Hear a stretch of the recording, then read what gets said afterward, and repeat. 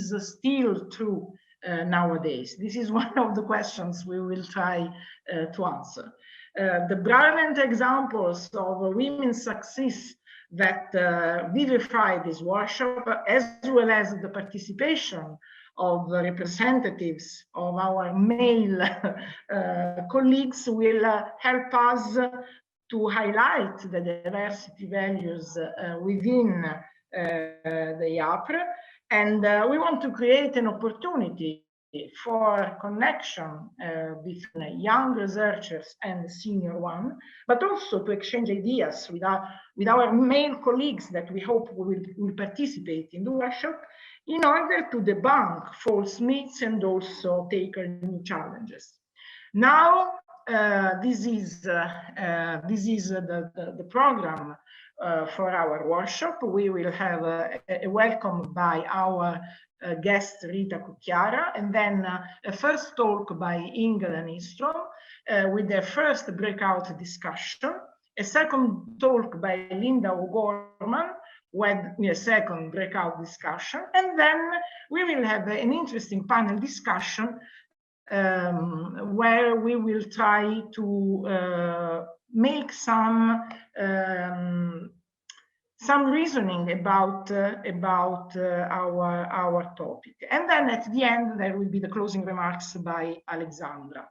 Now I will give a voice to Rita. Rita is our guest. She doesn't need a long presentation because she's one of the most prominent personalities in our community. And she's for sure a brilliant example of how female initiative and success can be an important reference for young researchers, let's say both male and female.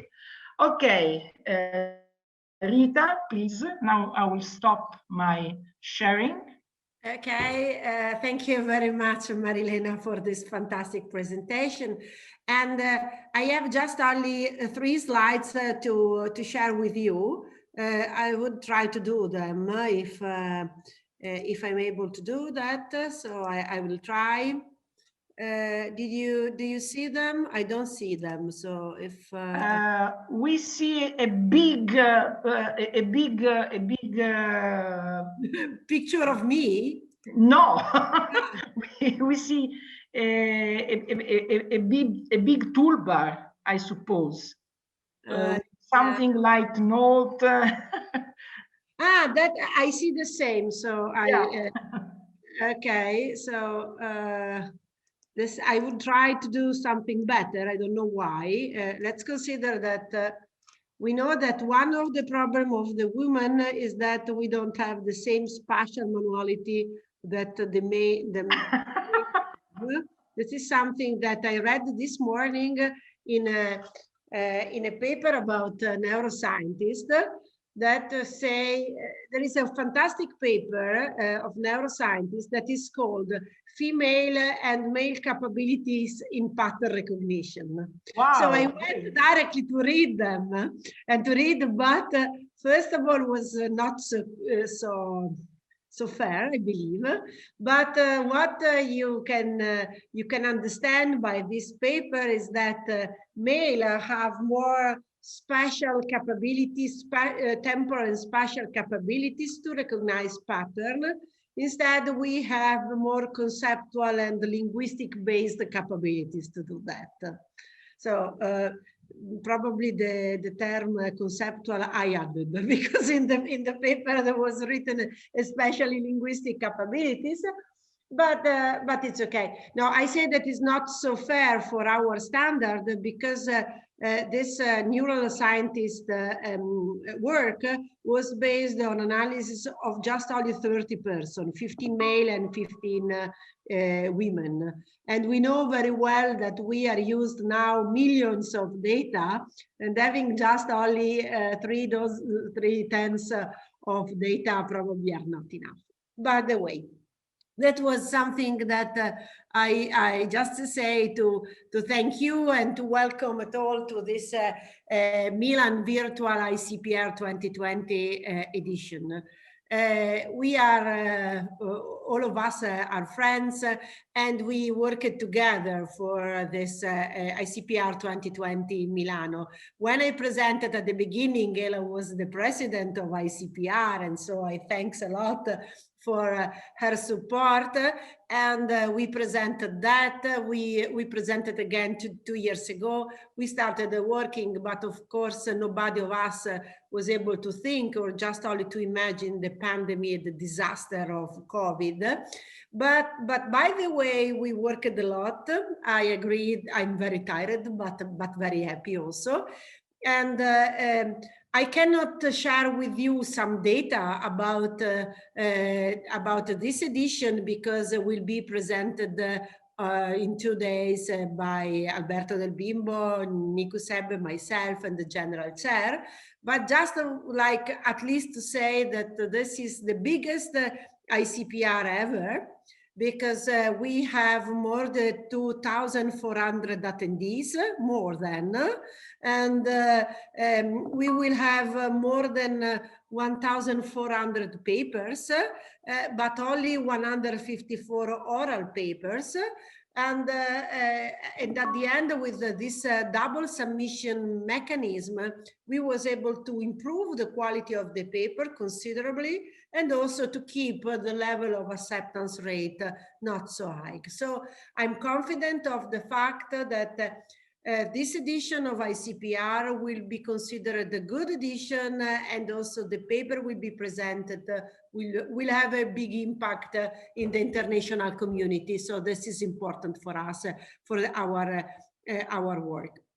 But apart of these general things, I'm so happy to have this Women in Pattern Recognition Day, that it should be not only now, but it should be every day, because our role should be not only the role of few person working, but the role of a large community growing. I prepared this just only two slides to remember and to remind and to say especially thanks to a friend of mine and friend of you that was really an example for me and for many of you about how the work and the knowledge and the capabilities of some women can do in our community.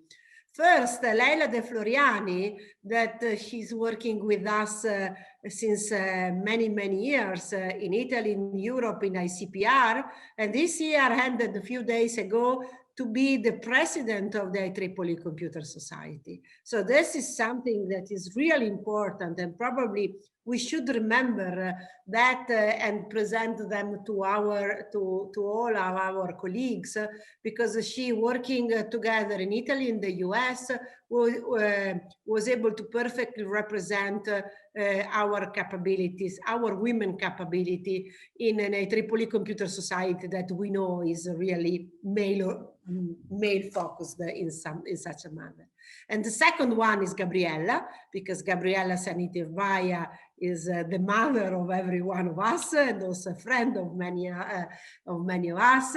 And she has been president of Iapr for 2 years, and also president to the Italian Association of Pattern Recognition for 4 years.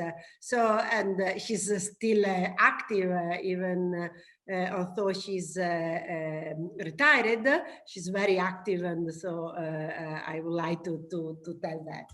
And second slide that I think it's important to remember for us, for the young people, and for all the people that will see that in the next days, is that we also have, we started to be influenced not only in the last year, because Maria Pietro was another example for many of us.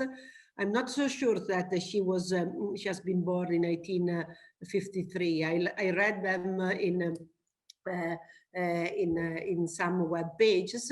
I had the honor to meet her many times and to work also with her. And she went in different universities around the UK and not only.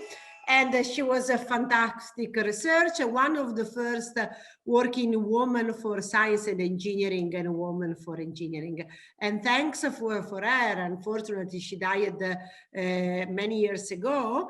IPR started to think about a prize that I have the big honor to share this prize with Mihaly Rani, good friend and fantastic scientist, and the new one we can say because it's already on the web, that is with Maya Pantic, that she's a professor at Imperial College and also responsible of a Facebook lab in UK.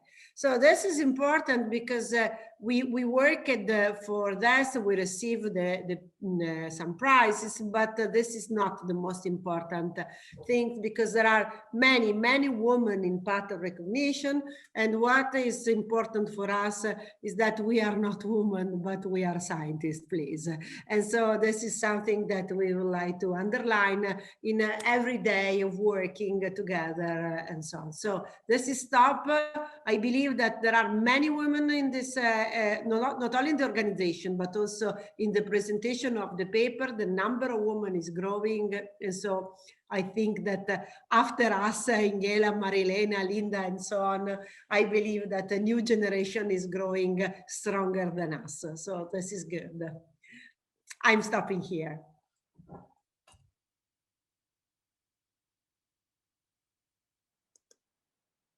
Switch on, Marilena, the microphone.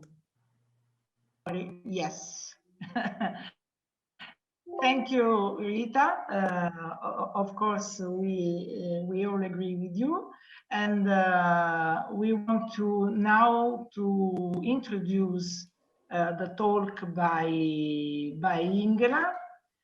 Ingela is another representatives of the female group in the IAPR that has achieved incredible results. Okay, and now she will present us her experience in Uppsala University and beyond. Please, Ingela. Now I will stop my sharing so that you can start your talk. Thank you so much. And sharing and not sharing, let's see what I can do here.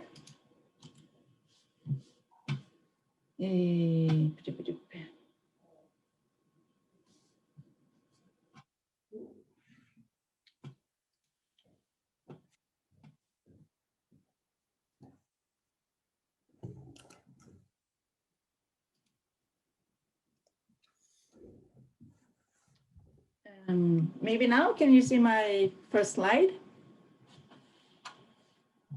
Yes, we can see your presentation now. Okay, thank you so much, and welcome to everyone who are here. And I'm really pleased to see that we reached out to women and men to attend this workshop. And I was given the chance to say what we have been doing lately for the recent years at Uppsala University in Sweden, but of course also my experience in an international setting on equal opportunities. So if I start by saying just a few words about my university, because I know that there are people here who may not have visited us. We're the first university in the Northern Europe, and it's been since 1477 fostering researchers, education, and also culture at our university. It took many years before women were admitted, missing half of the population in Sweden. And but that's changing really. So what I'll present here is what also is happening in Sweden at large. In fact, since 2009, there is a Swedish law. It's about the Discrimination Act, and there are 7 grounds of discrimination actually, even though today we will speak mainly about gender. But in my opinion, what we can reach is that if we solve one of these, we will also solve a lot of problems in the others, regardless if it's religion, or sex orientation, or disability, or even age at times. So if we focus now for some years on gender, I think we will reach a very good society with equal opportunities in general. And there is even a Swedish word, ombudsman, who's caring for if there are discriminations that we send them requests to the Swedish Equality Ombudsman. I would like to show you some sort of a timeline giving the women's right to vote a focus, because that could be starting point on finding equal opportunities in gender. So there are some milestones of suffrage, and it's, for me, when I started looking at this some years back, I was really pleased, but also surprised to see that New Zealand and Pitcairn Island in particular were really early on having full suffrage for everyone in that area. This was early as 1838. Some of the countries had partial suffrage. Also in Sweden, we had women's right to vote in some certain classes in society. But then if you look at the timeline going ahead, around big wars, the First World War, the Second World War, all of a sudden many things happen in the society. And for example, women's right to vote is being brought up. Because what happens during war times is that men are sent to war. And while they are at war, the women took care of society, of schools, of nursing, of every discipline in the society. And they cared for that the trains were running, they cared for society at large. And of course, then when all the men came back from war, all these women were not prepared to return to the home environment. So I think that could be one of the explanations that many countries and changes were made close after the First World War and the Second World War. If we look at this timeline, we can see that some countries were earlier and some were later. Maybe someone is feeling, oh no, I'm coming from Canada, why so late as in 1960? Of course, women were given right to vote also in Canada, but not all women. So some populations were not allowed until 1960 when it was full. And if we move ahead, even today, in fact, not every woman in the world have the right to vote. Late in 2015, Saudi Arabia gave almost full right to vote, but not for all parts in the whole country. So we still have some work to do. And this brings me to what is then happening in the gender equality. And we couldn't do some quantitative gender equality. Maybe we as scientists think about numbers many times. So the definition is that if you have numbers between 40 and 60% among women and men, then it's gender equality. On the other hand, if you look at it from a qualitative perspective, then it's defined that women and men should actually be given equal weight. So then it's not about how many, but rather the equal weight of it. Also, at times we see this word equity. So gender equity, that's a process where you're being fair to women and men. And it's also about the means how to reach the gender equality, regardless if it's qualitative or quantitative. And also in this perspective, if you do some reading, you will find the word gender mainstreaming. And I will not say this word in Swedish because it's actually a 24-letter long Swedish word. We tend to group our words together in Swedish. And the mainstreaming part here is where an organization is setting a strategy for integrating gender. And so it can be on how things are looked at within, how many committees you have in a certain organization, how they work together, and for example, if you're having an announcement position, how gender is mentioned in those situations. So all of this is about gender equality. And of course, numbers matter in this respect. If there's 0 or if there's 1 woman on a committee, it's important. It's about presence or no presence. But to me, the gender equality, it's not only a number. More important to me is that it's a mindset. It doesn't matter to me if we have 1, 2, or 3 present in a committee, but it's a mindset of everyone there. And in fact, I over the years met men who are really including, saying that everyone should be included regardless of gender or whatever. I've also met women who says, well, I haven't had it so easy, so why should you? So it's not about whether it's woman or man, it's actually the mindset of the person that comes to mind when it's gender equality. So coming from Sweden, I know that we do have a reputation of having come quite far in this respect. We have fathers staying home with their young children. We have paid leave for parental leave for a year and so on. But of course, we must look at this. Are we really equal in our academic world in Sweden? Well, I'm giving some numbers here, even if I say that numbers is not everything. So approximately 60% of our university students are today women. And this is increasing, and that's very unfortunate because we see that many of the boys in school, they are not performing well with the grades. So what will happen in the future if that's not turned, we don't know.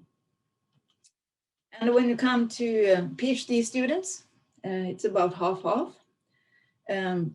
Professors, only 24% of the Swedish professors in Sweden are today women. And at my own university, I call it UU here, Uppsala University, it's only 20%. And also in my faculty of science and technology, it's only 1 of 10. That's not good numbers.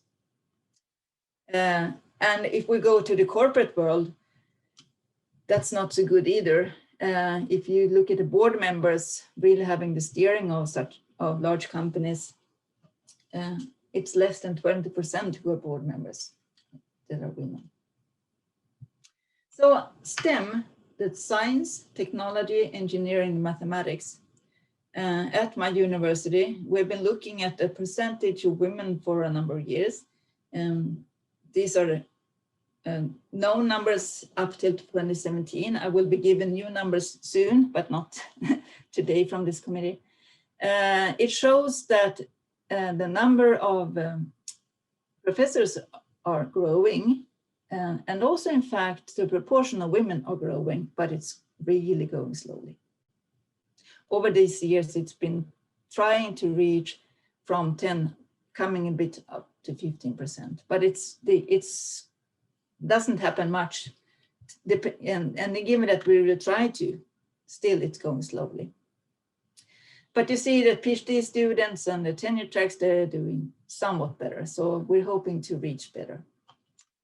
I also have some experience from working in committees at the Swedish Research Council. It's the largest funding agency of research in Sweden. And when being in assessment groups, we today have observers sitting there listening to the language, having different roles from time to time. And one of the roles could be to see, is an application treated different if it's written by a woman, whether the PA is a woman or a man? And it was found, and this is really sad to see, that a woman's competence could be mentioned as sprawling. At the same time, a similar competence would be broad if it was a man. And while the competence of woman was mentioned as narrow, the man was said to be cutting edge expertise. I think you see the difference here, how it's being talked about. And also it was seen that the ability to work independently is questioned for a woman, while a man would be good at networking. And this is not very good.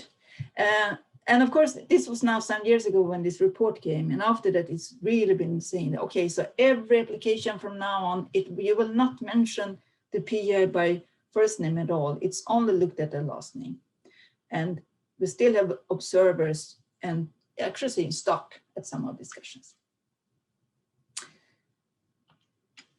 So that's of course embarrassing. And what does a woman do then to build career and family at the same time? Is it possible? Some strategies I have heard over the years when I've been talking, I've been on mentor programs and so on. And some are waiting to build a family until they have a tenure position. Some women decide not to have children at all, which of course is fine if that's how you want to live your life. But if it's because it's impossible to combine career and family, then it's maybe not so good. Some women I met, they said, that, well, I'm timing to have my children born early spring. So that's the best way to do it. While others say that they have to increase the research collaborations, so that others can do the collaboration while they are having time off. I've also met women who actually say, well, I'm sorry, I cannot have meetings at 4 o'clock. And they're hiding the caring responsibility. They have to pick up the children when they come home. Instead of just saying, well, let's not have meetings before 9 in the morning and not after 4 o'clock. So if a leader says that, and it's kind of removing that point. And in Sweden, we have many fathers also caring for the children, picking up from kindergarten and so on. So this really gives a better flexibility. Another thing I think many of us have as a coping strategy, also Rita, we heard, yeah, I assume that you've been sleeping very little the past days before this conference. And I think we all the time sleep less to care for children and for work. But as long as we're not sacrificing personal lives, or as long as we're not leaving academia, because it's impossible to build career and family. I try to build career and family, and I choose to stay in academia, and I choose to work with my family all the time. And I'm really fortunate to have that in my life. When I started in this field, I made my master thesis in image analysis. I came to the Center for Image Analysis in 1990, and my professor Evert was really welcoming, and we were taking this photograph, and they in fact had waited for me coming there because I was the first female. There's one more female in this photograph. It's actually borrowed secretary because there was a male secretary at the time. Evert wanted everyone to see that in this environment, everyone is welcome. So he really waited to have some both genders available for this.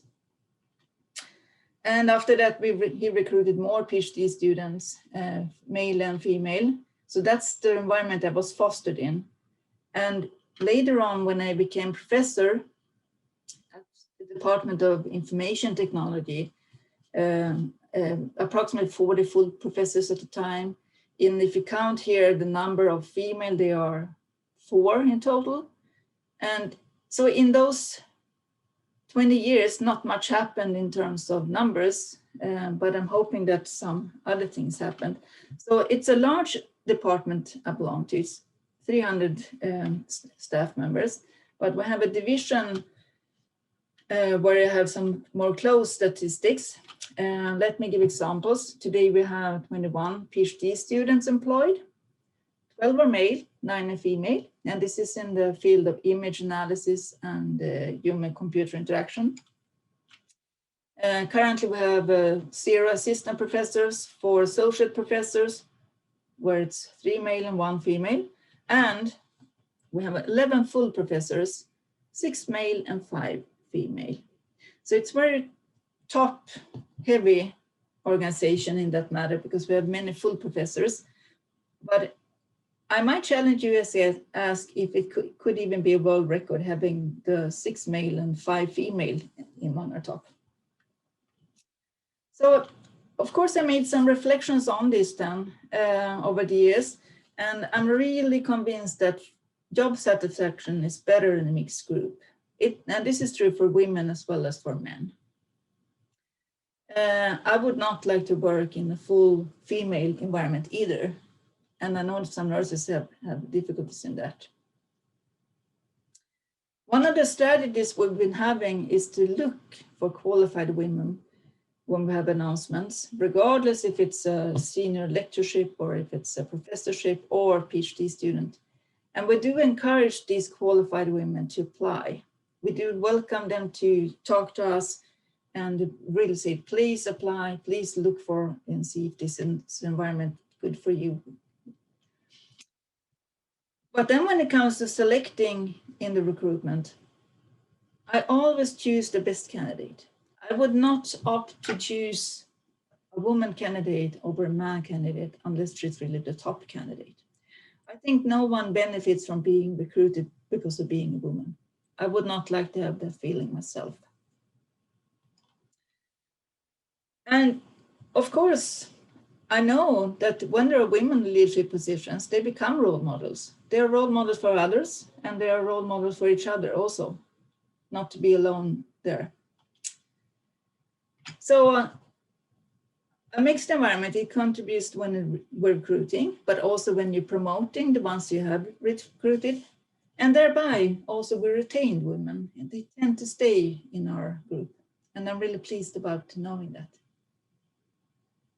I don't know if this is explanations, or fact, that's difficult to know, but it's quite known that the section of mathematics and computer science has a poor gender diversity. And it's known also that it's poor, in particular for higher positions in academia. So I would like to hear later on, if you have ideas, how come the gender diversity is then better for us in our division than in general?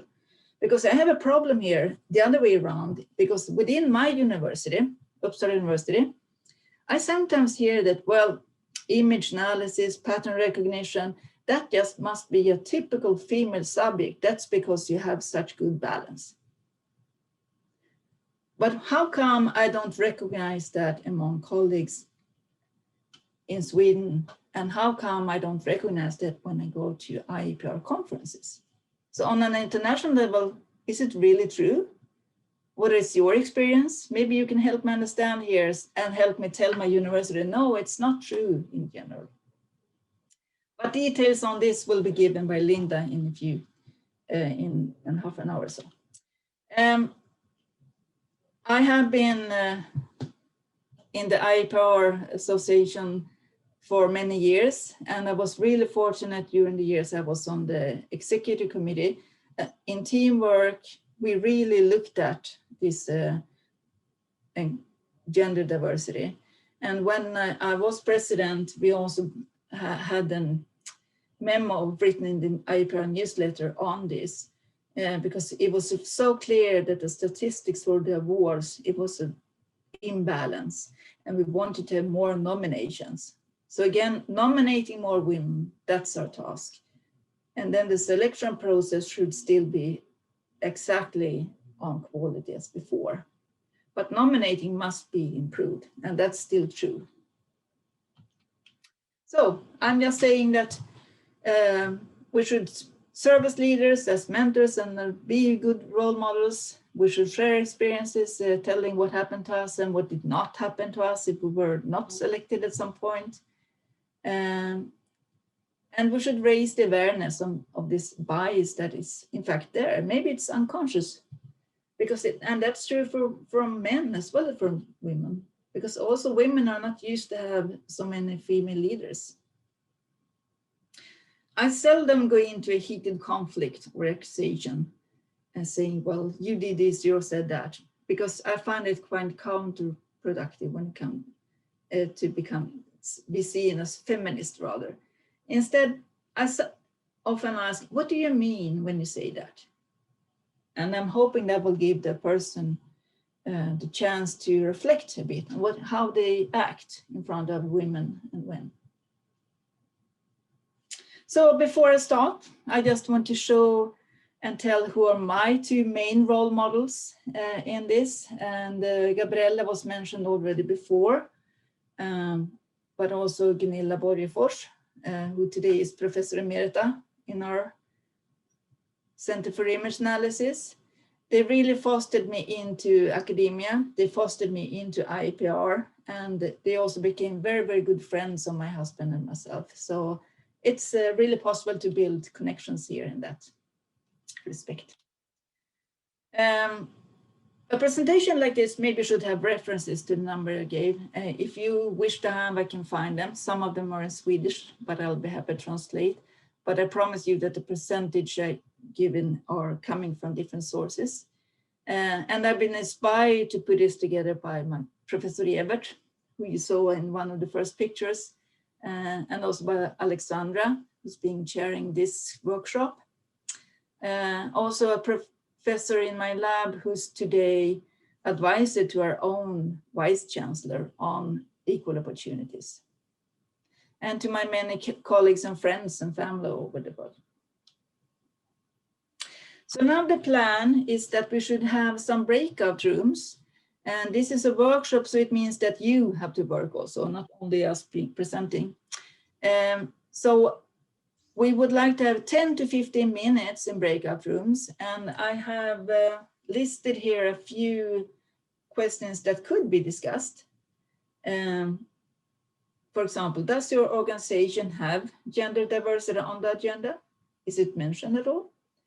You could also discuss whether you believe that better job satisfaction is reached in mixed environments, and how does that then give high equality in the science, maybe? Maybe you can mention who are your role models, or any topic of your own interest. So I'm hoping that you wish to share your experiences, and I plan to walk between the breakout rooms. And then after that, we'll regather here in the more plenary room and bring up whatever you find appropriate to bring up in the larger setting. So thank you so much for your attention.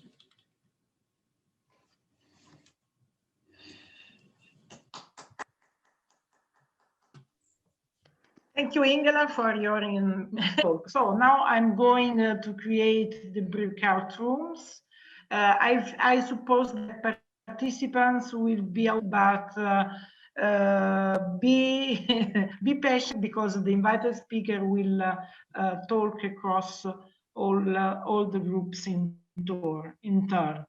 I suppose that 2 breakout rooms will be sufficient, because 26, or do you prefer, I don't know, do you prefer smaller rooms, Ingela? 4 or 5 participants maybe could be useful. Okay, 4 or 5, so it means 5 rooms. Yeah, we've lost a few participants. I think we're down to 18 or 19.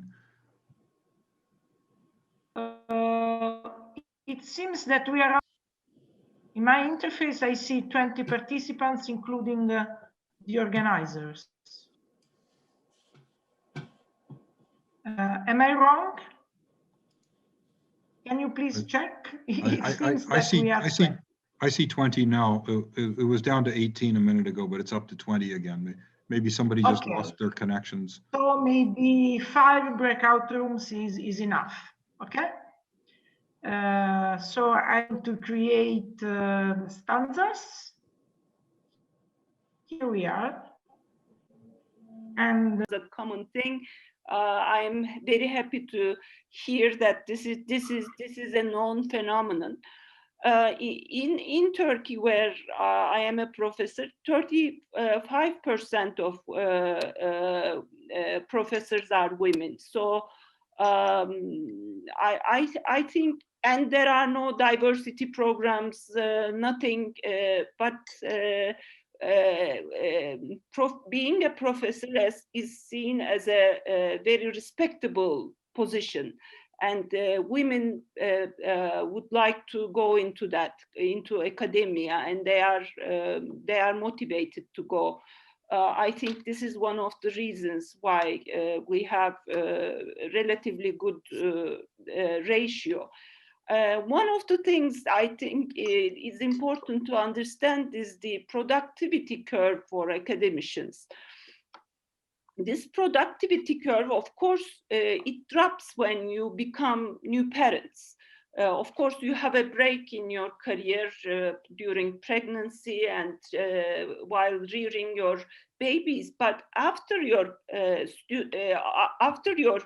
children are grown up, women become more productive.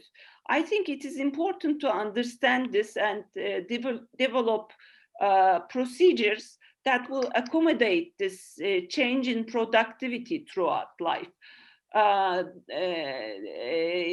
if there are age limits or points in your career where you get promoted, women have difficulties due to that. You have the danger of being left out. I think that's the most important measure that should be put in place to accommodate this slow increase in productivity due to having children. Thank you.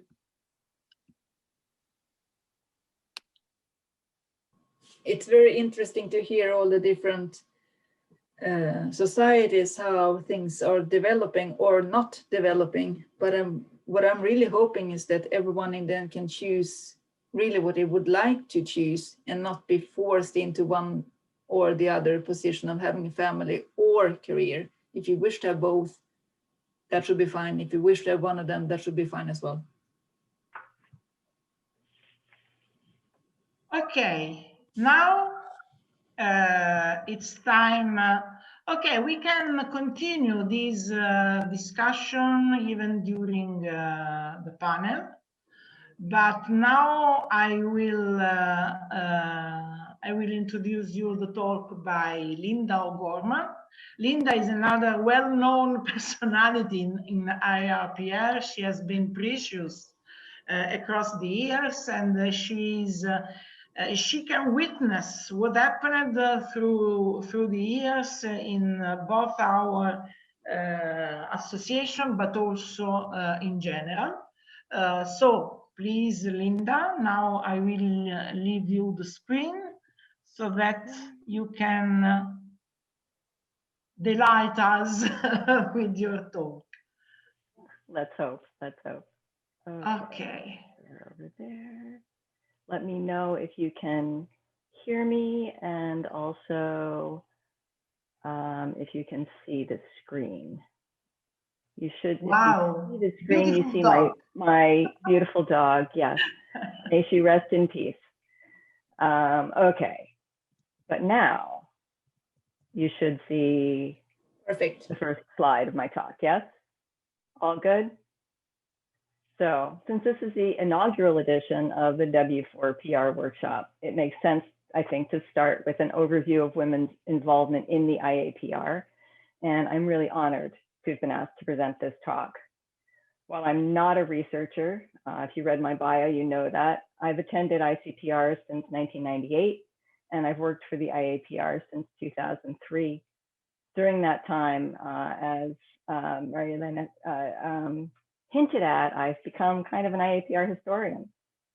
And as Ingela mentioned earlier, this talk will review the history of gender balance or imbalance, whichever way you want to look at it, within the IAPR, and make specific note of the initiatives that were begun to reduce that imbalance.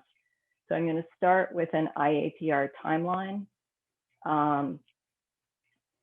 The IAPR essentially began in 1973 at the first International Joint Conference on Pattern Recognition in Washington, D.C. in the United States.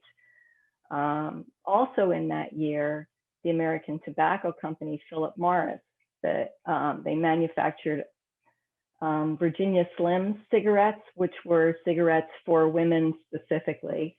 They were continuing their ad campaign that had the slogan, "You've come a long way, baby." So as you listen to this brief history of the role of women in the IAPR, I'm inviting you to consider whether you think that women in the IAPR have indeed come a long way. For those of you who are new to the IAPR, I don't know how many, I know most of you know, but I'll just do a quick run through to look at the structure.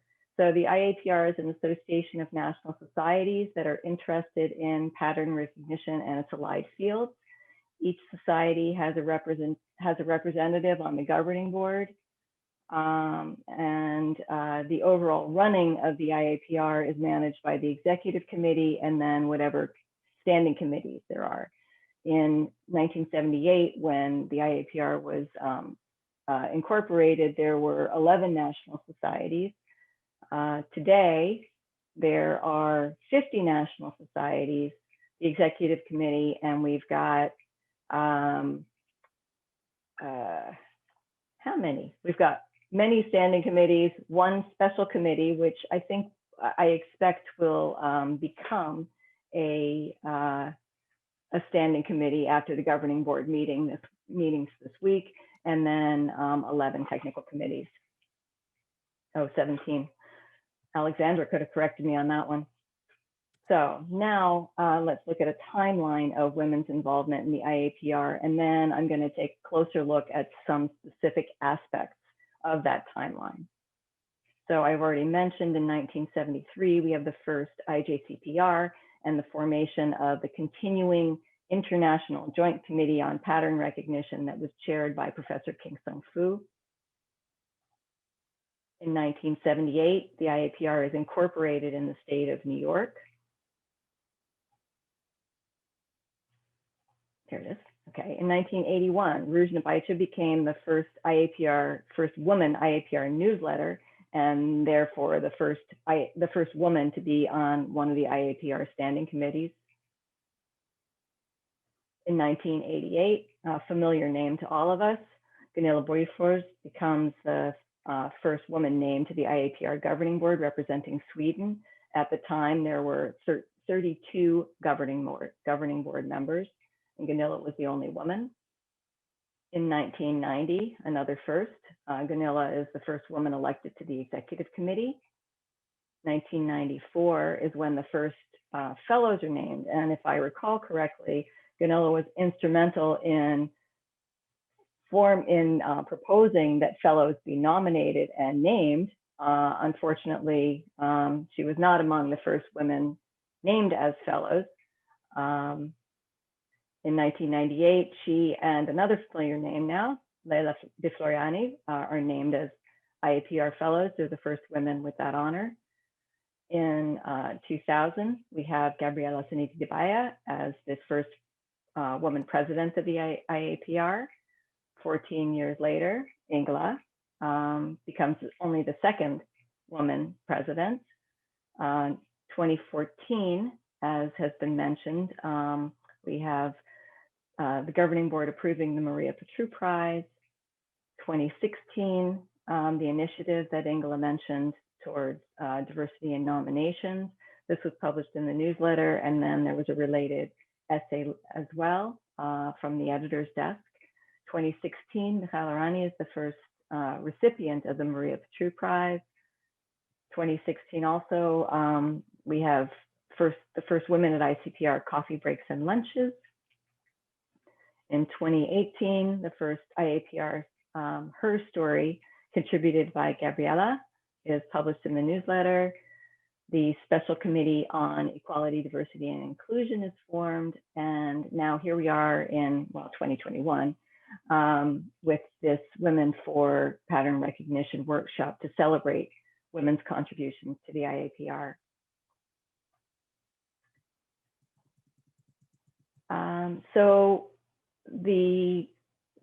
At this point, I'd like to take a closer look at the executive committees, governing boards, and standing committees and women's involvement in those, beginning with the executive committee. The executive committee, or EXCO, is elected for 2-year terms by the governing board at ICPRs.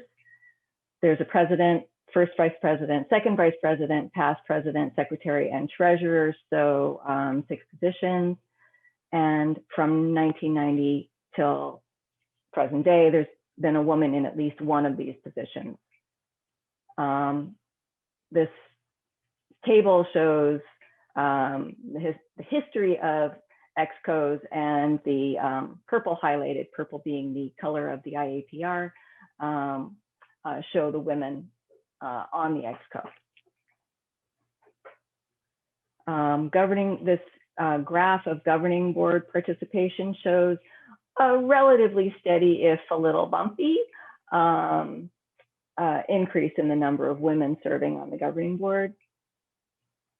And with standing committees, Section 8.1 of the IAPR Constitution says that the governing board shall set up standing committees as deemed necessary to conduct the business of the IAPR. So we saw that women started appearing on standing committees in 1981, which is really the very early days of the IAPR. And this graph of the percentage of women on standing committees shows a definite upward trend, which we like to see. I don't know if you can see clearly the top number here, which is 35%. So a reasonable representation. It's possible, I think, that these trends, these upward trends would have happened even without any actions on the part of the IAPR, just based on time and other movements in society and whatever other motivators there would have been. But there were specific actions. And I'm going to apologize here that there's redundancy between this slide and the timeline slide, but I think it's good to see it again in this different context. Okay, from 2009, there was a conscious decision from the IAPR newsletter editorial staff to invite women to contribute to two feature series. One is called Getting to Know IAPR Fellows. The title, I think, is probably obvious for what those are about. And then the other is IAPR, the Next Generation, which was a feature series that was started when Alexandra, one of our co-chairs here today, was the newsletter editor. And that is meant to highlight up and coming researchers, the next generation of researchers. So with the passing of Professor Maria Pietro in October of 2012, some prominent members of the IAPR community proposed a new prize at ICPR 2012 at the governing board meeting there. And that prize was meant to be specifically for women in honor of Maria's memory. And this was approved the prize itself was approved at the governing board meeting in 2012. We've seen the cover of the newsletter with this famous initiative encouraging gender diversity in nominations for IAPR awards. This was drafted, circulated to member societies and committees through their governing board members, and then publicized in the IAPR newsletter. A follow-up essay was published in the next from the editor's column called What Can You Do to Help Achieve Gender Balance? We want to hear your thoughts. Please, the newsletter does want to hear your thoughts. I'll put in a little plug here. People seldom write to the editors of the newsletter, but it is a good way to make your voice heard within the IAPR community. The EXCO also began encouraging conference organizers to invite women as keynote speakers at IAPR sponsored and endorsed events. We've mentioned this before for the with the EXCO and the organizers of ICPR 2016 organized events for women to help foster new connections. The EXCO and the newsletter editorial staff worked together to launch the IAPR Her Story series. We discussed what that series would try to convey, and we proposed some names of people who could contribute. And the idea was to have later career researchers as well as earlier career researchers. And the first of those, of course, was Gabriella. So in 2018, the Special Committee on Equity, Equality, Diversity, and Inclusion was approved and formed at that governing board meeting. And that brings us to the work of the organizers of this workshop, men and women, to bring us all here today. Before I conclude my talk, I'd like to take a quick look at the prizes and awards. We are as Ingela mentioned, and as the numbers will attest, there is not anywhere near a balance in the presentation of the awards. But if we are conscious about looking to nominate more women, I think that that could be, we could certainly move towards that. There are 4 prizes that we'll talk about. The Kingston Foo Prize is presented to a living person in recognition of an outstanding technical contribution to the field of pattern recognition. There have been no women among the 17 recipients of the Kingston Foo Prize.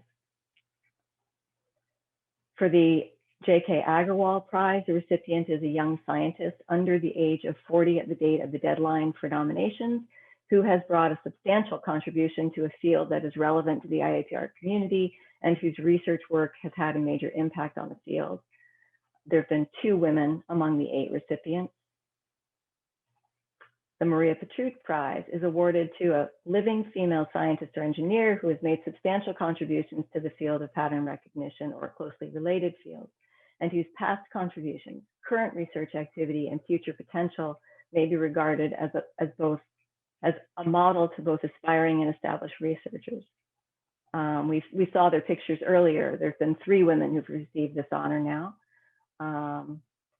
The last we'll discuss is the IAPR Fellow Award, which is conferred on persons to acknowledge their distinguished contributions and IAPR activities. This statistic is the worst in the lot. 21 women among the 281 fellows. Now, the other thing I just want to mention here is the language of the qualifications for the awards struck me. And we talked, Ingela talked a little bit about language and the way women are referred to versus men. But the other aspect is how much more seems to be expected of a woman to receive an award than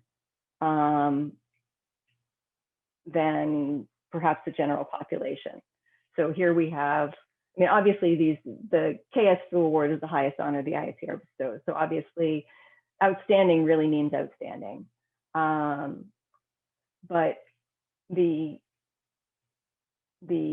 list of qualifications for a woman to receive the Maria Petrus Prize just really struck me as a lot. It really speaks so well of the recipients. I'll mention Rita here because she's in the room.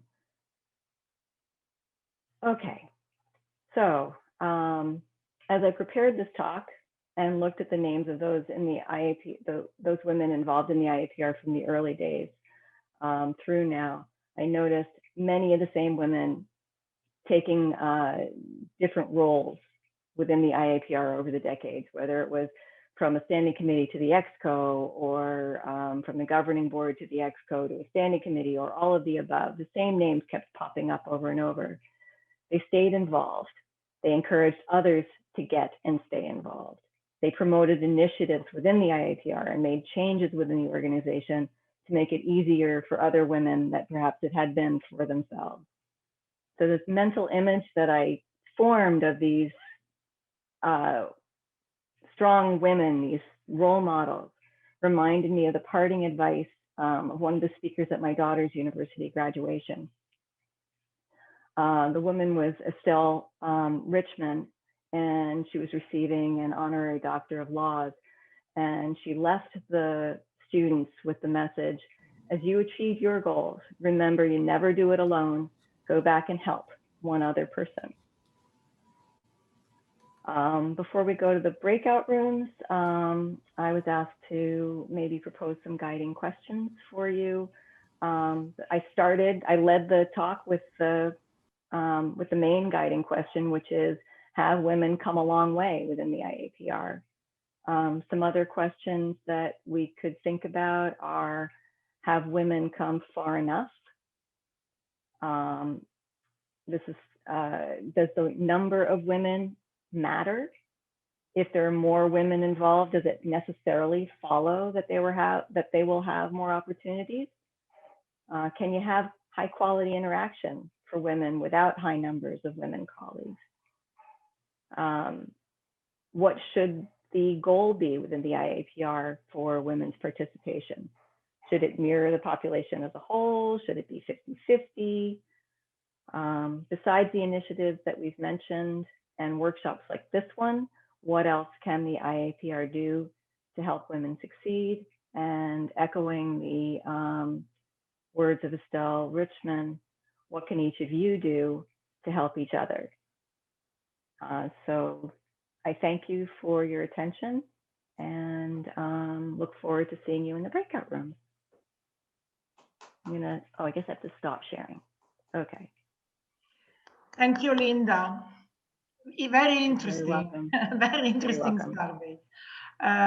Okay, so as Linda anticipated, now we are in the moment of the second breakout room. So we will have about 15 minutes to exchange ideas, and then we will have a further plenary discussion before the panel. Okay. So I will launch the breakout. How many breakout rooms do you think are worth creating, Linda? I would like to raise a point, Marilena, before going into the breakout room. Yes, please. Yes. To give an example of what is this gender discrimination, I think this wording of the J.K. Agarwal Prize discriminates against women because it says under 40 years old. A woman has to have children before 40 years old. Otherwise, you cannot have children. Therefore, women at least a year and a half or even 2 years is taken from a woman's work life for each child. The European Union in such projects, if you are, for example, postdoc projects, you are given a year and a half for each child that you have had.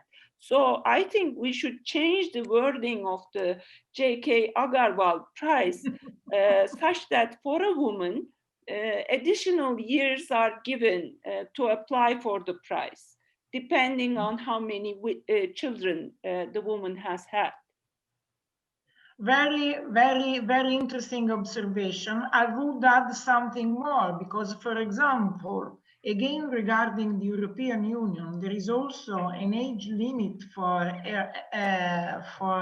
RC, for example, that is hard to meet for a woman, okay?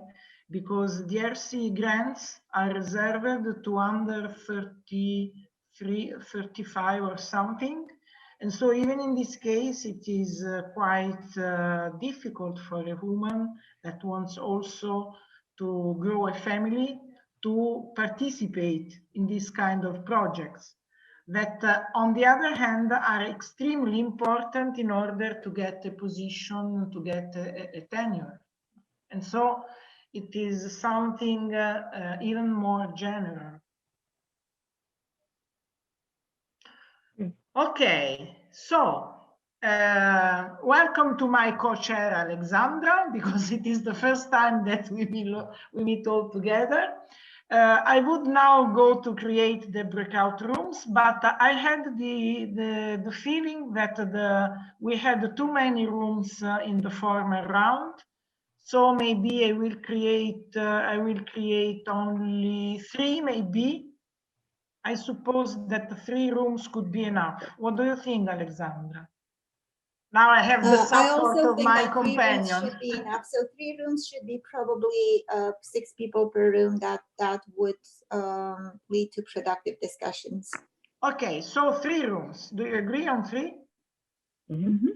Yeah. Okay, okay. Okay. Let me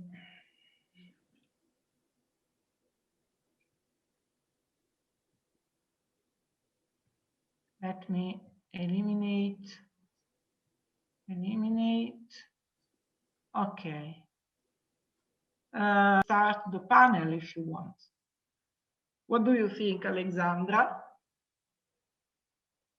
I Alexandra, think you the are breakout muted. rooms were very short, so we just had a chance to introduce ourselves and exchange probably one or two thoughts, one or two ideas on topics related to Linda's lecture, loosely related, because Linda had a lot of interesting questions, so we just couldn't get to the specific questions. So I think it would be actually good to continue a little bit on exploring Linda's questions as a group, as a big group.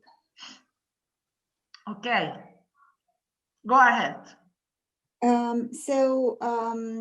We heard from young researchers in our breakout room. We were in breakout room 4, and they mentioned the fact that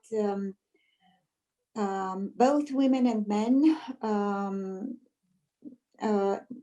have quite the same opportunities, but so it's not the lack of opportunity, but there's something else, something that cannot be like easily articulated that sets a gap between women and men.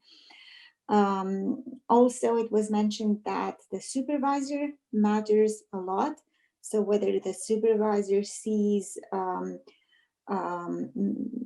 both men and women PhD students, whether the supervisor supports them equally, that the role models are important, and we also exchanged some thoughts on differences in men versus women in approaching their career goals. So perhaps some men could be more focused towards one single goal, where women have a more big picture mindset. That's where we actually ended our discussion. So as you can see, we couldn't focus on one of Linda's questions. Perhaps we can hear from the other breakout rooms as well.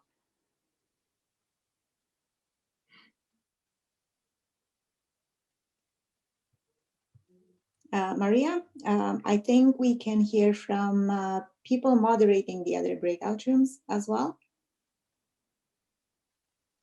Yeah, they are free to speak.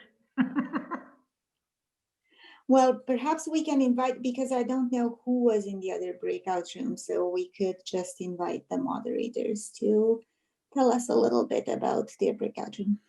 But actually, there was no real moderator. For example, in our breakout room, there was a free talk among us. We were discussing about difficulties, because there is no real explicit limitation to women career, but there is an implicit limitation that is related to the challenges that a woman has to tackle when she wants to fuse career and family. And also we were speaking about a kind of traditional better understanding of women with respect to job problems of men, also in terms of time commitments and whatever. And so we have to struggle more often, even against not only children, but in general against our families, because it is not so well understood that a woman has to stay in front of a desk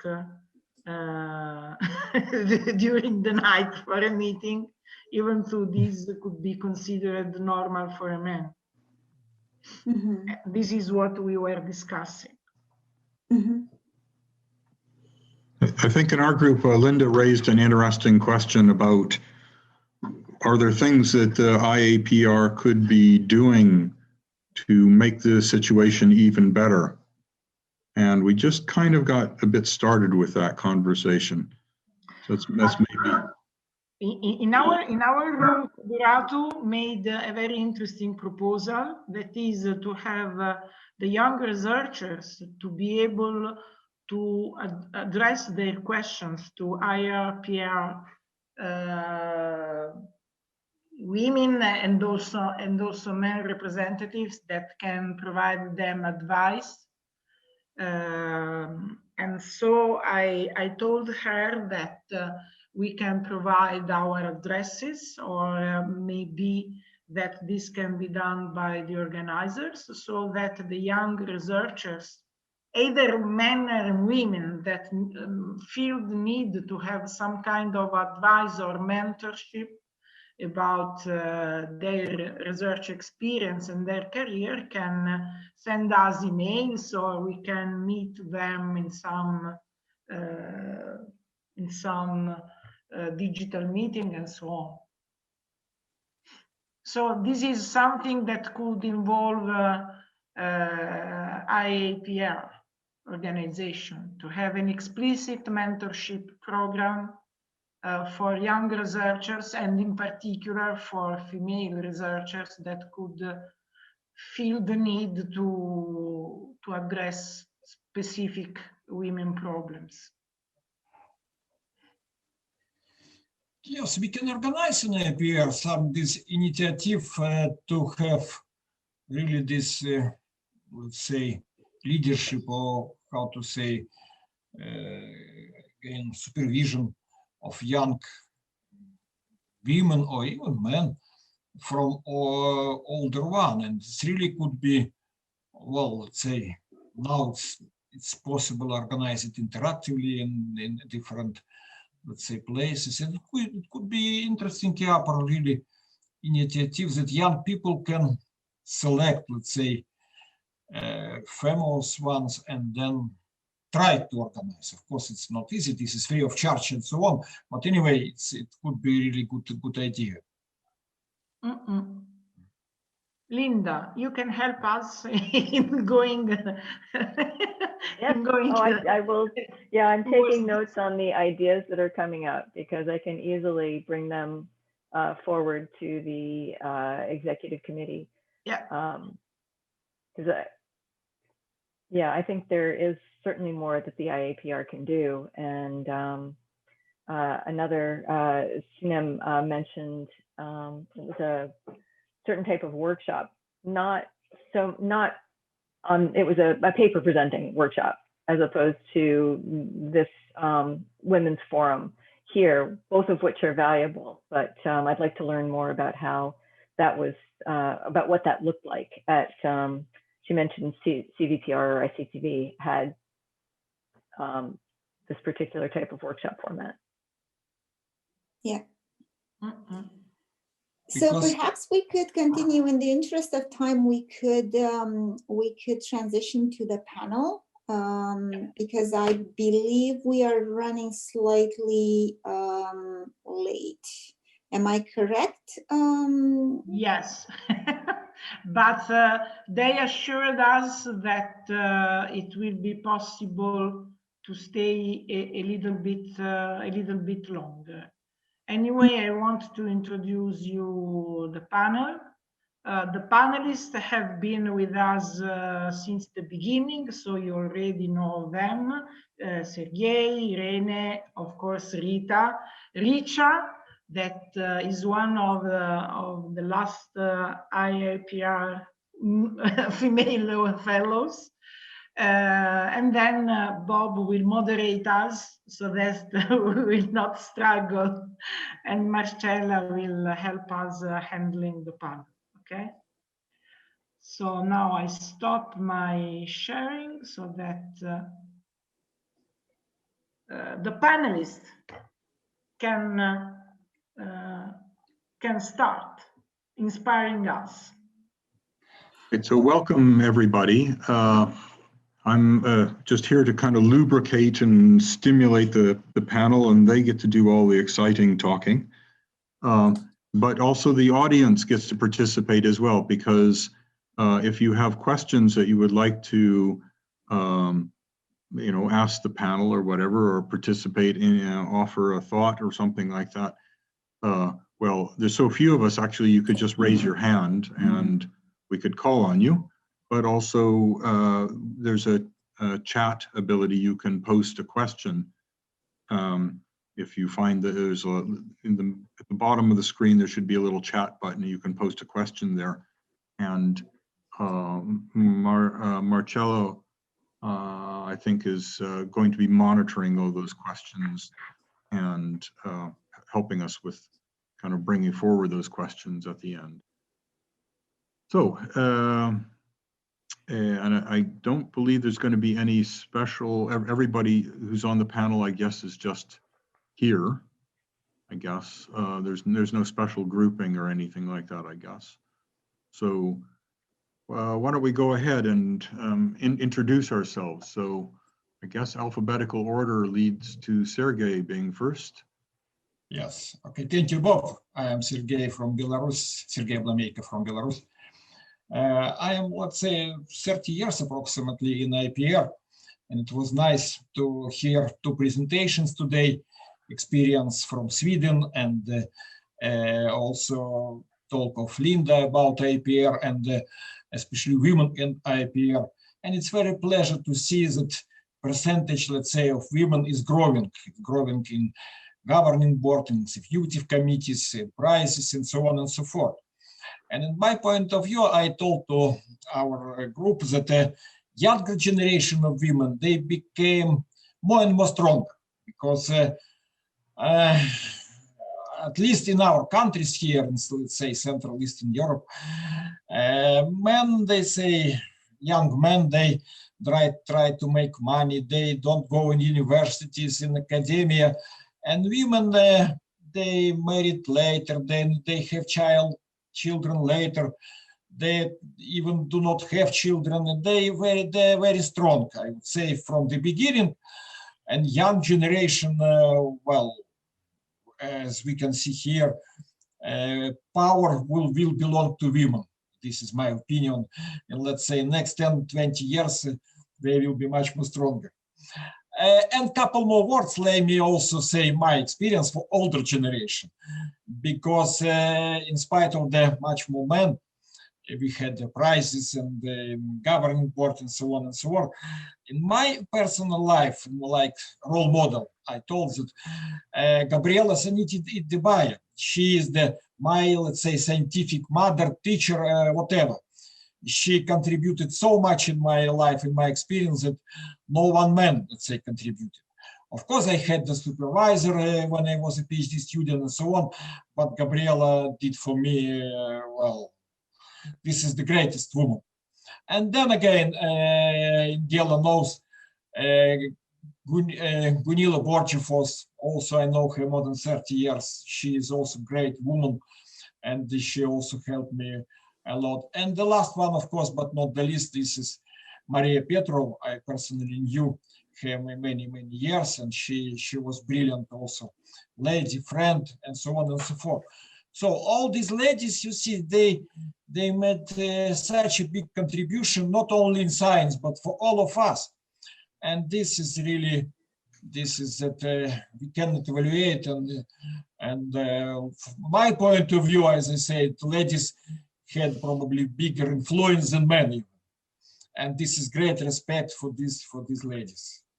I had to say it, sorry, probably a little bit out, but this is ladies that I love very much. Great. Thank you. Thank you very much, Sergey. Irina? Oh, sorry, we can't seem to hear you. Irene, you are muted. Can you hear me now? Yeah. Yeah. Hi, everybody. I'm Irene from Italy. I am from the Computer Control and Management Engineering in Sapienza, University of Rome. I joined Sapienza last year. I am a brand new assistant professor, so I'm quite new in this role. And I'm quite new also in Iapr, so I'm very happy to join this community and also to co-organizing this workshop with all the other women and also with Bob as well, of course. And so this is my presentation for now, and then leave the floor to the other panelists. All right, and thank you very much, Irina. Rita, Yeah. so you want to just, I guess you've already told us a bit about yourself. Anything else you would like to say as part of the panel before we get down to discussion? No, I think that, as I told before, okay, I'm professor at University of Modena Reggio Emilia, and in this moment I am also the director of the Italian Laboratory of Artificial Intelligence and Intelligence System. So I'm working with 52 labs around Italy and with men and female. And I believe that now, at least at our level, there is no difference between them, probably difference of behavior, but not a difference at all. As I told before, it's better that we try to do ourselves, not to change, not to become men or vice versa, and to do the best together. So I believe that we have a good opportunity in our science that is neutral, is not too much for men or too much for women, to work together. But the most important thing is to work at the highest level as possible. This is something that we can try to do in order not to, I don't want that nobody say, okay, you are there because you are a woman or similar things. So we must be better, or we must be at least equal to the other one. Great, thank you, Rita. Richa, you'd like to introduce yourself? Thank you, Bob. Good evening, everyone. I'm Richa. I'm a professor at IIT Jodhpur in India. And I've been involved with IAPR for quite a few years. And more recently, like Maria said, 2 years back, I got inducted as fellow, and I'm also serving in the IAPR Education Committee. I'm honored to be on this panel. Thank you for inviting me. And I was looking at the statistics which Linda shared, and I was happy to see that the number of awards that women are getting more recently is increasing. In the last 8 J.K. Agarwal prizes, we have 2 women recipients. So I think that number is improving, and I'm really looking forward to helping and contributing in increasing those numbers and supporting the community. Thank you so much. Hey, thank you. And for myself, so I'm a professor of computer vision at the University of Edinburgh, and have been involved with the IAPR for some years now. First as a chair of the education committee for 4 years, and now chair of the industrial liaison committee for 4 years.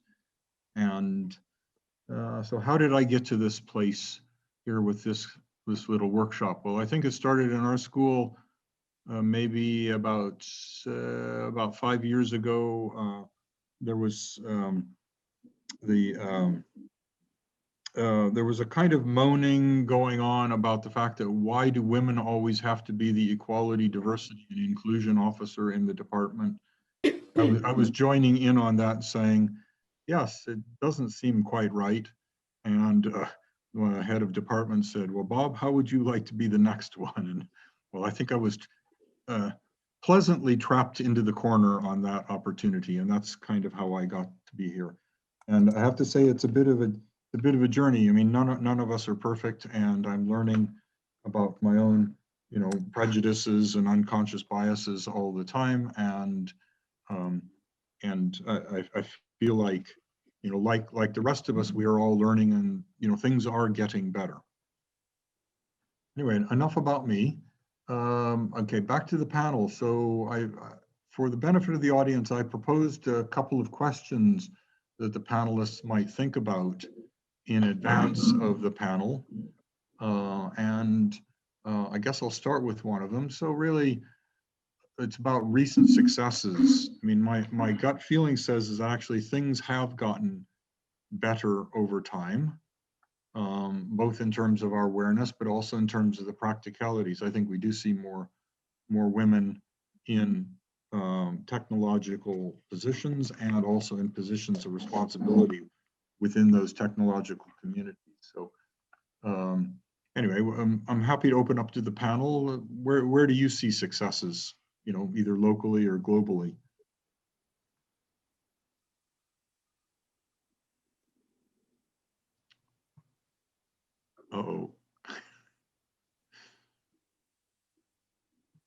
Well, Irina, go for it. Yes, I don't know. It's a tough question, I think. So I try to address this question a little bit lower from our point of view. I think this workshop, for example, is a success. At least try to organize this kind of workshop. There are a lot of workshops of this kind of in here, in pattern recognition, in computer vision. Sorry, Irene, sorry. I don't know if it is only a problem of mine, but your voice goes up and down. It's the volume goes up and down. I know, because now it's better. Okay, great. Okay, I'm sorry. I switched the microphone. So I think that this kind of workshop that try to connect women, I think it's a success. Because if we are able to build this kind of workshop where women can interact and can build a community, means that women are there, that can speak to each other. So I think it is because we are growing, we are there, and we want to add our voice to the other. We want to know to the other that we are there and we can speak. This is the point for me. One of the success, of course, there are many other, but I can leave the floor to the others. I think you're probably right, because 20 years ago nobody even would have thought of having a workshop like this. So, or maybe some advanced people did, but I certainly wouldn't have. But in the future, there's no need anymore of this workshop, of course. But now I think is a success, because okay, we can raise the awareness that we are here, and we want to say to the world that we are here, and we want to be there. Yeah, Rita, you started to say something, or? No, it's okay. I say that it's really the same. We know each other since a lot of time, and actually workshop like this one are becoming common just only in the few 4 or 5 years, and this is important. I hope that in the future will not be necessary anymore, of course, but in this moment they are. So it's a time that we should start to do together some or something in order to say, okay, we have our specificities, like and so I think that the next step, I believe, will be not only to talk but also to propose, and I'm sure that we will be in a good shape to do that. Thank you. So, Sergey, you had your hand up. Well, I also agree that this workshop really in time and all steps that Linda showed us, they are really interesting and useful. And well, I think anyway, in some next years, I would say that I will be happy to see this, to continue this workshop. Let's say next 2 years, 4 years, or something. And even like because our first experience and such as we don't have much proposals, probably it's also not easy. But anyway, next workshop we can prepare something probably in advance, let's say some ideas, some proposals, and then to extend it, I would say, to continue for next couple of years. But then I agree, I told you that in 10, let's say 20 years, women will be leaders everywhere. So we will not need, we will have another workshop after 20 years, what to do with men. But now I would say to continue it and prepare some, let's say, more, because if I would knew probably in advance some, let's say, topics or questions or whatever, probably I could borrow some, let's say, more ideas or some more proposals, because it's necessary to think a little bit. Also, it's a very good workshop, concluding good ideas, our exchange of ideas, and I would suggest to continue at least next ICPR, or let's say 5 more or less years or whatever. Thank you. Thank you, Sergey. Lale.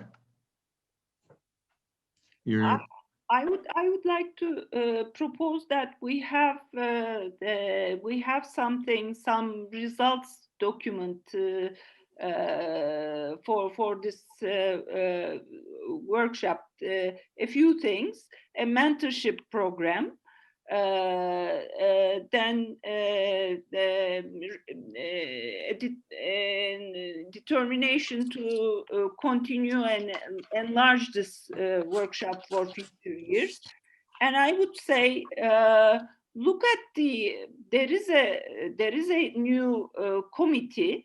I would like to give a proposal to this on gender diversity committee of the IAPR.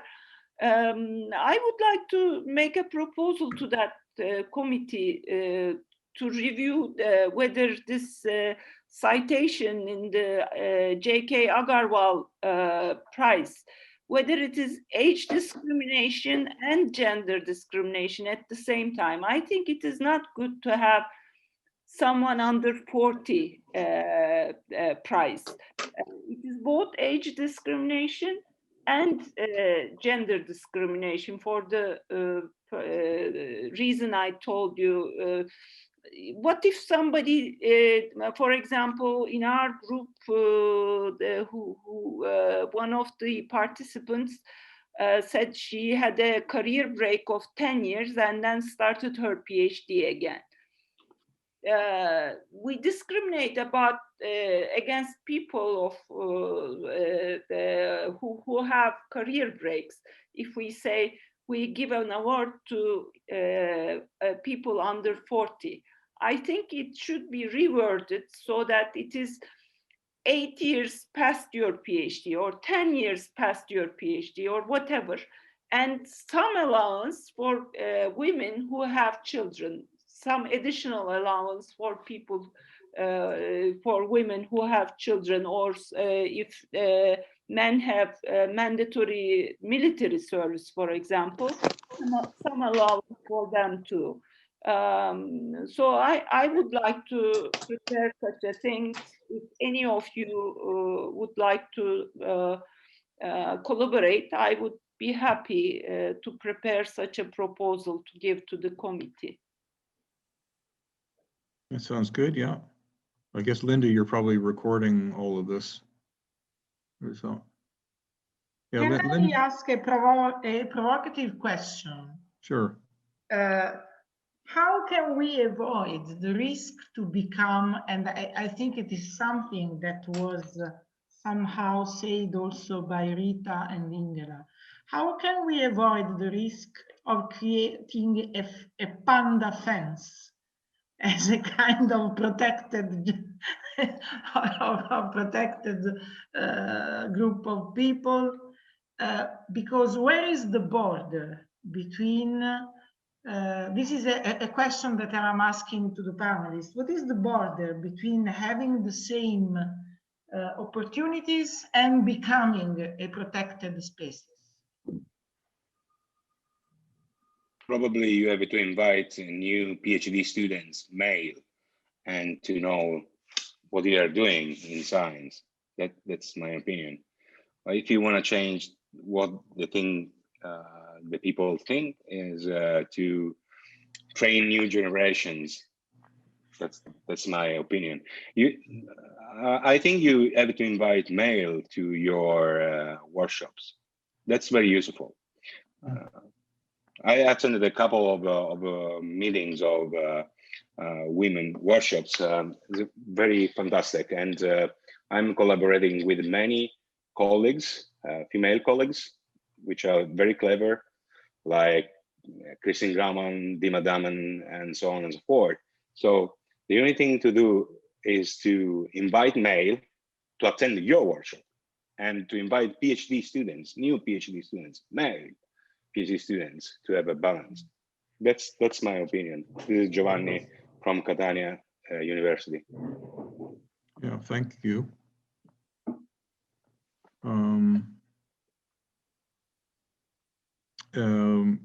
Linda, in your presentation, you had some very interesting statistics and plots, and I was just wondering if that you could maybe contribute them in a IAPR article, sort of just so that the broader community can see how Sure. things have changed. But I mean, it doesn't That's a need to be great a long. idea. Yeah, please do. I realize only partly, but still, that you made a tremendous work to gather that statistics, because I've also been browsing IPR history and it's rich. So I appreciate your work to find the statistics. So let's spread that. Please do. Great idea. Thanks, both of you.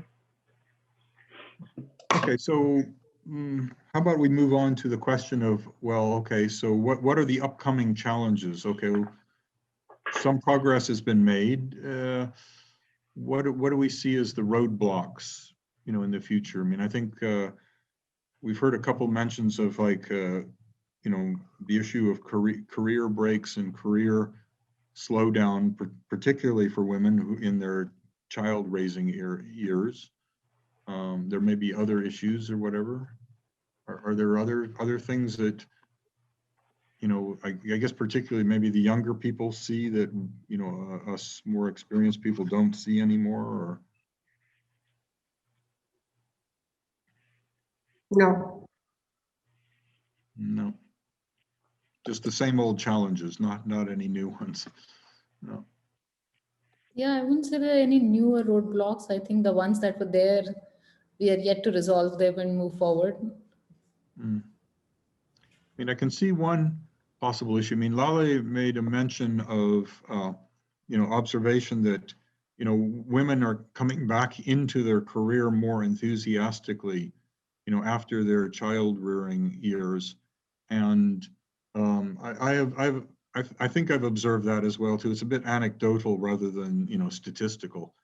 And along with that, I've kind of feel like I've noticed that the men who've been involved in their careers sort of, you know, much more 100% for, you know, 30 or 40 years, I think they're getting a little bit sort of burned out, you know, either complacent or tired of doing the same old thing, maybe just not as enthusiastic or whatever.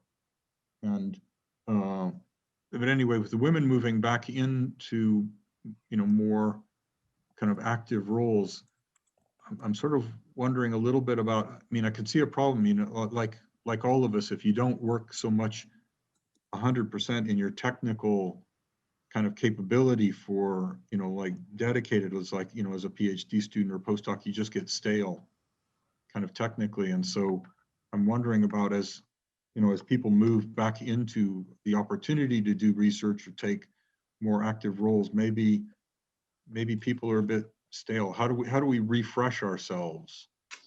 Okay, and that's maybe a, you know, how does, you know, as the woman you know, stops having to look after their children, how do they, you know, get started again? I mean, and should they get started? I mean, you know, maybe they should be doing something different, but I don't know. There's a whole bunch of questions there. There are programs established for returning researchers, women researchers. I think Switzerland, I think, has such a program. You can apply for a research grant. As mentioned, for example, in order to apply for an ERC grant, you have to be very successful, have a number of papers after your PhD, have independent research field developed by yourself, and so on and so forth. So if you are past that point and you never get there, you don't get this kind of award. So having certain awards, research awards for after career break lets you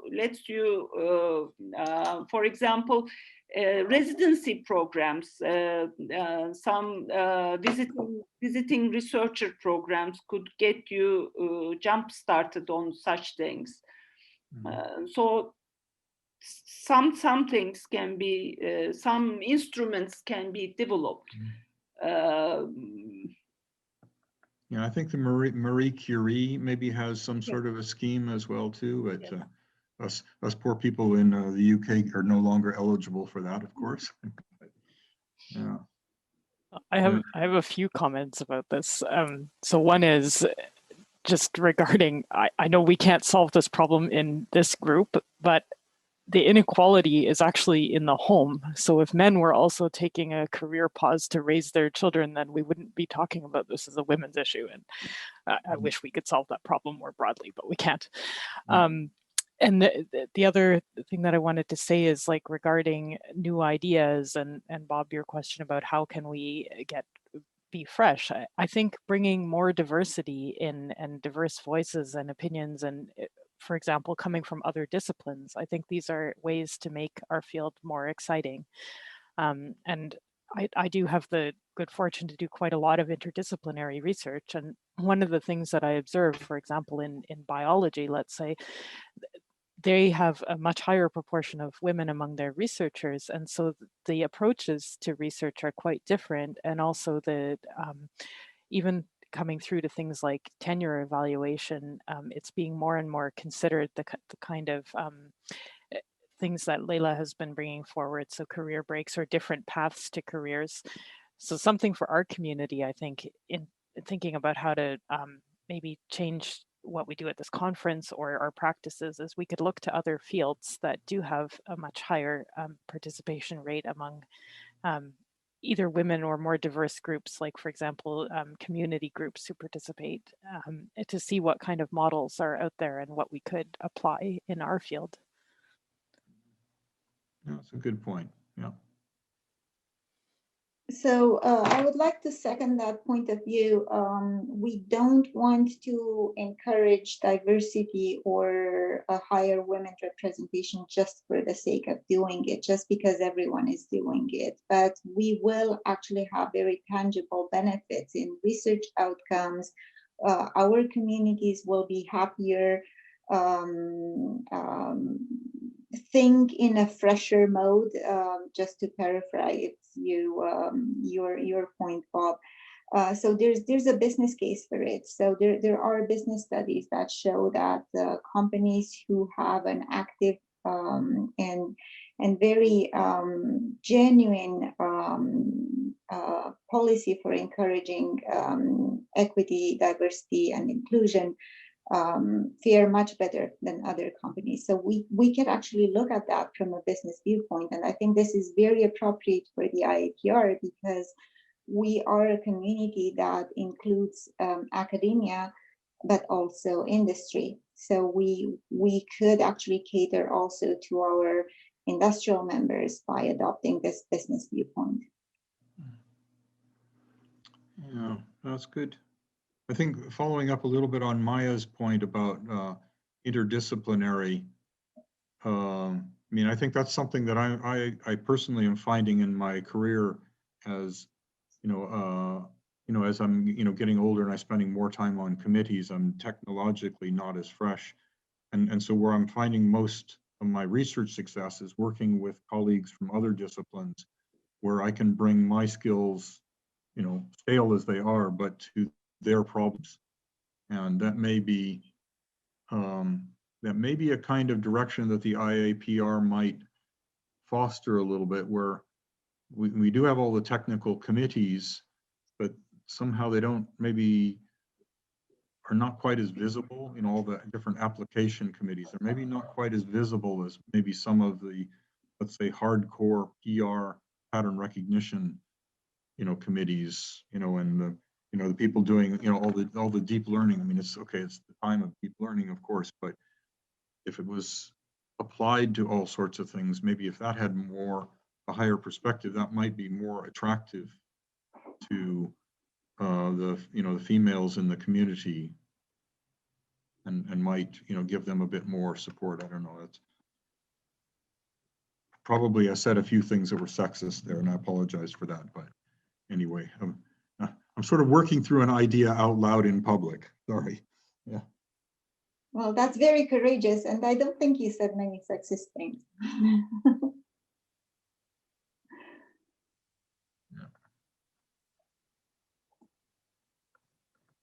I mean, I think there's also, you know, it's kind of related to a discussion that we've been having in our department, which doesn't always, you know, it's always a bit of a controversial discussion, but our department does tend to emphasize a lot of the, let's say, the hardcore geek kind of factor successes, and not always so much some of the application successes. And it's a kind of, you know, it seems like the geekiness does tend to attract the male, let's say, applicant students, you know, PhDs and undergraduates more than the females. And I think, you know, if we have some discussion about, you know, emphasizing some of the application areas, you know, applying, you know, informatics, computer science, pattern recognition, you know, sort of like medicine to agriculture to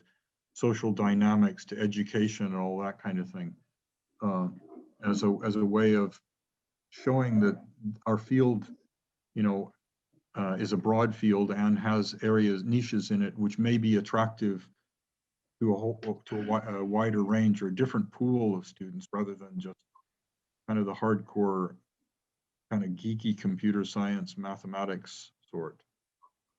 You know, I probably insulted some of us geeky nerdy sorts as well too, but again, I apologize for that. Yeah. Well, Bob, I think that your point is about breaking stereotypes, which is really important. So we don't want to be associated only, like people to think of us only as geeks or nerds or having very, very specific cryptic interests. Yeah, that's just one comment. Mm.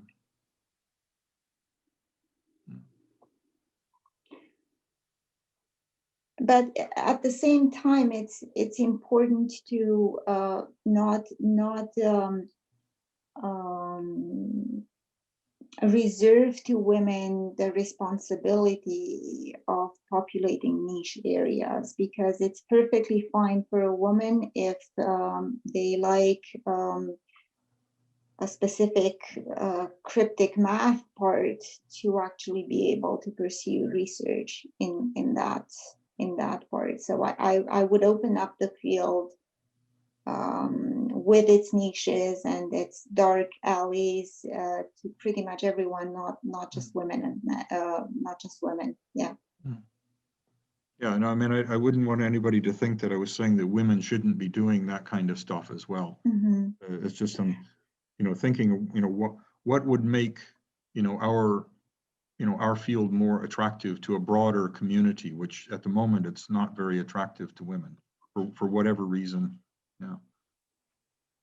Anyway, I feel like we're sort of coming to the end of the panel discussion. Is there any points in any of the other panelists would like to contribute?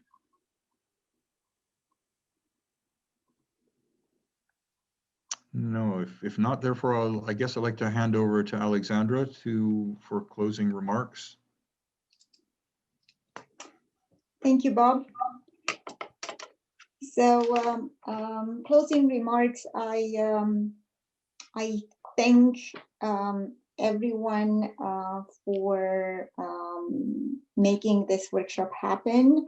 I will start with thanking the attendees for coming to our workshop, but I also need to acknowledge the work done by the organizing committee. We do have, I believe, all members of our organizing committee attending.